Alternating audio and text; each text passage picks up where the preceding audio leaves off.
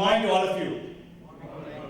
Thanks for joining in for this SISA Summit. It's a great pleasure to have you all, and it's a great place to be and talk about security in payment innovations. There's no other time of our lifetimes, at least in terms of payments that we are seeing and the innovations that we are seeing. So this is one of the most appropriate topics to be discussed, and we are glad to have you all. And as the theme says, security in payment innovations. This is a thought leadership summit, and we are glad to have all of you and deliberate and hopefully come to. The objective of this summit is probably not find all the solutions, but at least identify what we need to do, put a roadmap towards what we need to work towards. So that being said, while most of you would be knowing SISA, but nevertheless, a short introduction about the company. We are basically a payment security assurance company, present in about 30 countries, having over 1,000 odd organizations where we work for payment security assurance. We basically were the first PCI QSAs in Asia, and then we had the PA QSA, and of course we also for the PCI PIN standard. And not just on the, and in general, on the payment security front, we've been the forefront, and we've been working with UIDIA as well with respect to how things should work out with respect to payments. We'll talk about it as we move on during the day.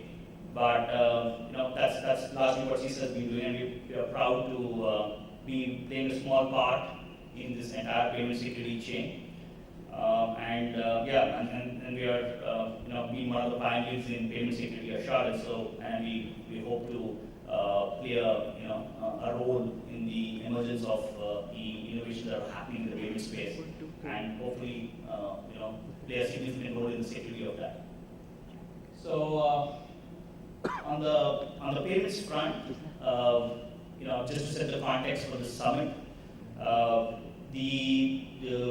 was a study which was actually done, the World Payments Report, which essentially said that there are going to be about 389.7 billion non-cash transactions out there. Were 389 billion non-cash transactions in 2015, which is way up to 269 billion transactions, which were a couple of years ago. So the number of people who are actually moving towards non-cash, cash has been the predominant factor of payments. So the number of people actually moving towards non-cash payments and the number of transactions that they are doing has significantly grown over the last 5 years or so. So that's a whopping number. And that's good for the industry. The industry is growing, and we in India have seen that in our own backyard, that the growth of non-cash transactions in the last 3 years, for example, has multiplied, be it in terms of the number of cards that have been issued, part of the Jan Dhan Yojana, or part of the normal cards that have been grown over the last 3 years.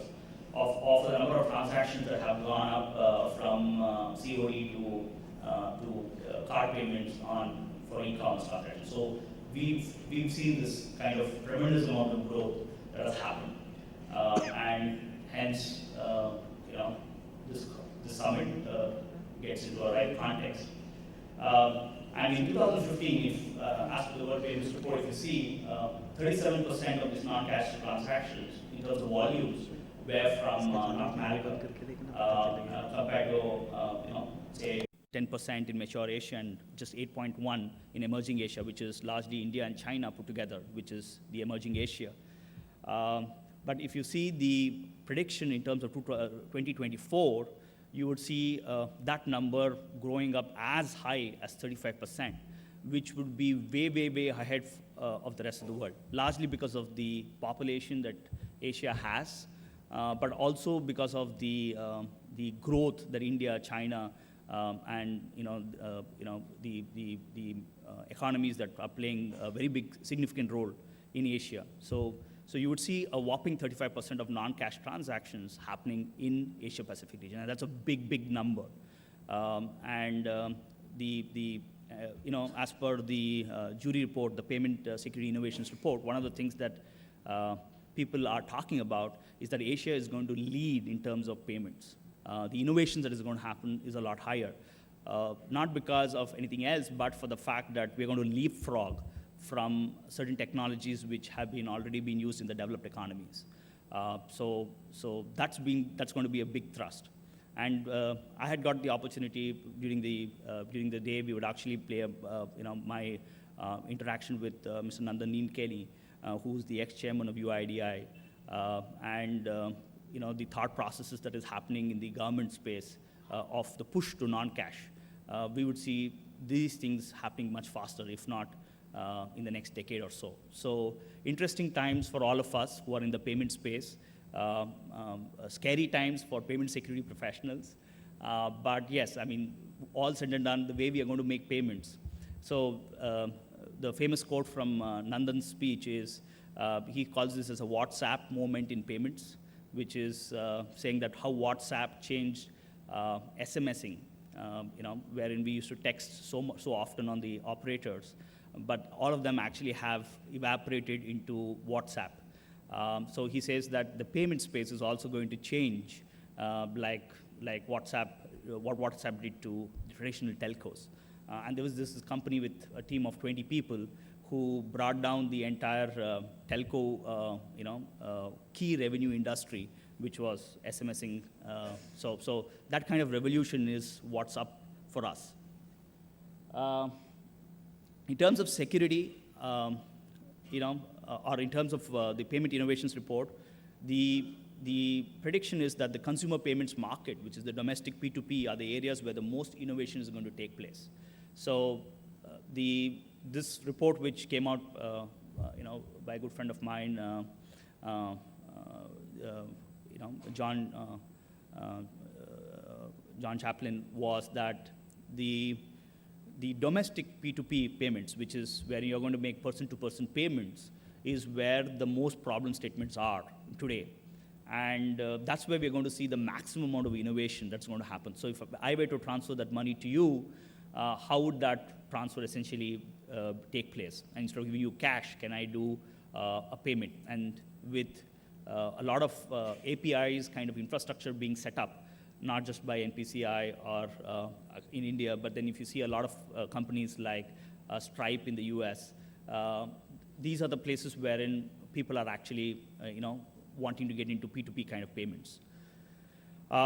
Availability of low-cost smartphones, which is going to make the entire. So earlier, the smartphone was, in fact, a phone in India for those years. For those of you who've seen that era, wherein a traditional phone, a mobile phone, it was 16 rupees per minute at one point in time, and we used to dread talking on that. And to what we are seeing today is a sub 5,000 rupees, smartphone, which is available today, and this is going to drive the next role of payments. I mean, the next way in which we are going to make payments. So that's the single biggest driver for innovations in mobile payments. And this payment jury report on innovations actually talks about how Asia is innovating with respect to mobile payments. So the net thing is disruption, then innovation, or is it innovation, then disruption? So the difference is innovation is sequential, and in disruption is what happened to WhatsApp, what WhatsApp did to SMS. In a matter of 5 years, it just drove away a 5% revenue base for all telcos across the world. So it just evaporated overnight. Overnight in the sense 5 years it took, and it's just done. So that's disruption. So disruption or innovation. Innovation is going to take its own sweet time, where we see a consistent growth, or is it going to be just overnight change of the way we are going to make payments? But no one, it's anyone's guess at this point in time. But either way, the payment industry is going to change, whether it's disruption or innovation, but it's going to change. And the way we are going to make payments is going to change. So what does this mean for security? So just a word of caution there in that report, which essentially says that 70%, we are seeing various kinds of form factors which are coming into payments. The mobile wallets, the NFCs, And we see a different kind of trends across the world. Earlier, the payment systems were more or less consistent across the world. The way we used to make a card payment was consistent. But if you see, the US is actually moving towards, of course, they are moving towards EMV now, but then they're also emphasizing on frictionless payment, which is how fast can you make, or if that's the case in any developed economy, is how do you make it frictionless, because EMV is going to slow you down. But then if you see in India, we are going towards mobile wallets because of the OTP being pushed. So it doesn't make sense if you were to take a ride in Uber in the US, you actually get charged for each transaction. But when in India, we prefer to go on mobile wallets, wherein you get transacted, and you essentially pay, you charge your mobile wallet, and then you can actually make payments for micropayments. But in the end, net result, so you are seeing different ways in which each economy or each region is moving towards payments. And we might see some kind of first time a differentiation which payments might emerge, but that's for anyone's guess at this point in time. I don't want to put my bet there. But what I'm trying to bet here is that 70%, as per this report, say that consumers' mindset is that they will not try a new payment form till they consider it secure. So that's like the topmost concerning factor in any new payment form factor that we are going to look, whether it's going to mobile, whether it's going to be contactless on the card itself, which is the tap and pass, or it could be, we have lots of innovations that's happening with respect to voice payments, so on and so forth. So at any point in time, I think we as security professionals need to address this. And that's the theme of this conference, which is security in payment innovations at the end of the day. The one thing that what's going to happen is either all of us sit back and see the innovations that is happening and that will continue to happen, or we can actually play a part in it and make sure that it succeeds. In any which way it's going to succeed, it's going to change. But we as security professionals, I've seen this amongst all my colleagues, wherein we say, hey, this is insecure, that is insecure, that doesn't work that way. But instead of saying that, I think we need to change our approach and say, how do we make that secure and make sure that innovation actually sustains? And we've seen this in India. I've interacted with Reserve Bank of India and many other cases, and they rightly say that in India, we need to make sure that every step we take, we take it very cautiously. Because if something goes wrong, then we are actually 2 steps behind. Because, and that's kind of resonates the fact that security, this conference is timely, and hopefully at the end of the conference, we have stimulated the right thoughts so that we can actually work towards as a group, as a community, to fix the security concerns, not just in India, but across Asia and the other parts of the world as well. So on the summit, we are glad to have 150 payment security and security experts for this summit. We've actually had more than 200 people on the wait list for this summit because we could only accommodate max 150. So we've been that way fortunate that the summit has got the right amount of interest, and also says that the summit is timely and properly timed. We've got 20+ speakers from different backgrounds, and we have got a very fortunate amount of distinguished delegation, delegates from across India and some part of the Middle East and Singapore as well. So we are proud to have all of you, and I also welcome all the speakers, the distinguished speakers, who have been who have agreed to be part of this summit. And we have 1,000+ people who are tracking the event on various channels. We have friends from the media who's also here. And then, of course, we have the mix that we have got from the industry is we've got a combination of retailers, we've got payment service providers, we've got banks, and we've got ITES companies. So kind of well-balanced mix with 40% is the last statistics that I got is from the payment service provider. So that shows that there's a lot of startup community which is trying to develop unique solutions. And from the context of the summit, it makes a lot of relevance because innovation is what's going to come in from the, some startups, essentially. So that's it from my side. I have my good friend, Mr. Jeremy King. He's the International Director of the PCI Standards Council.